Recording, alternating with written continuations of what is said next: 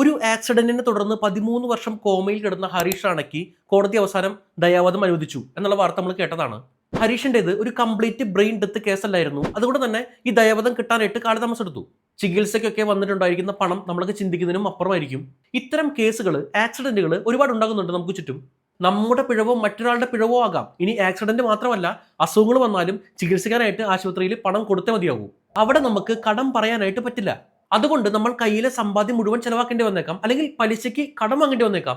എന്നാൽ ഇതിന്റെ ആവശ്യമുണ്ടോ? ശരിക്കും നമ്മുടെ സമ്പാദ്യം മുഴുവൻ ഹോസ്പിറ്റലിലെ ക്യാഷ് കൗണ്ടറിൽ കൊണ്ടു കൊടുക്കേണ്ട ആവശ്യമില്ല. കാരണം ഒരു ഹെൽത്ത് ഇൻഷുറൻസ് ഉണ്ടെങ്കിൽ ഇൻഷുറൻസ് കമ്പനി നമ്മളുടെ ചെലവുകളെല്ലാം തന്നെ നോക്കിക്കോളും, എത്ര ലക്ഷങ്ങളാണെങ്കിലും. ഇപ്പോഴൊക്കെ മാസം വെറും 400-500 രൂപയ്ക്ക് 1 കോടി വരെ കവറേജ് ലഭിക്കുന്ന ഹെൽത്ത് ഇൻഷുറൻസ് പ്ലാനുകൾ വരെയുണ്ട്. നിങ്ങൾക്ക് ഇതിനെ പറ്റിയെല്ലാം മലയാളത്തിൽ തന്നെ ചോദിച്ച് മനസ്സിലാക്കി നിരവധി പ്ലാനുകൾ നിരവധി കമ്പനികളിൽ നിന്ന് നമുക്ക് അനുയോജ്യമായിട്ടുള്ള രീതിയിൽ തിരഞ്ഞെടുക്കാൻ പറ്റും. അതിന് വേണ്ടിയിട്ട് എൻ്റെ ബയോയിൽ ഇവിടെ ചെക്ക് ചെയ്താൽ മതി.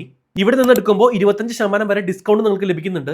30 മിനിറ്റ് ക്ലെയിം സപ്പോർട്ട് ലഭിക്കും. നിങ്ങൾക്ക് ബുദ്ധിമുട്ടുണ്ടെങ്കിൽ വീട്ടിൽ വന്ന് നിങ്ങളെ ഹെൽപ്പ് ചെയ്യുന്നതാണ്.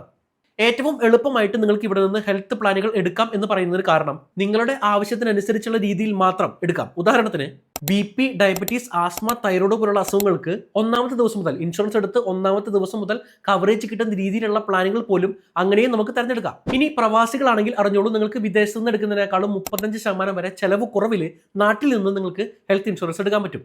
അവനവന് വേണ്ടിയോ കുടുംബത്തിന് മൊത്തമായിട്ടോ ഹെൽത്ത് ഇൻഷുറൻസ് എടുക്കാം. ഇനി അതിന് കഴിയുന്നില്ലെങ്കിൽ സ്വന്തമായിട്ട് ഒരു ഹെൽത്ത് ഇൻഷുറൻസ് ഒരു വ്യക്തി എന്ന നിലയിൽ നമ്മുടെ പേരിൽ വേണം.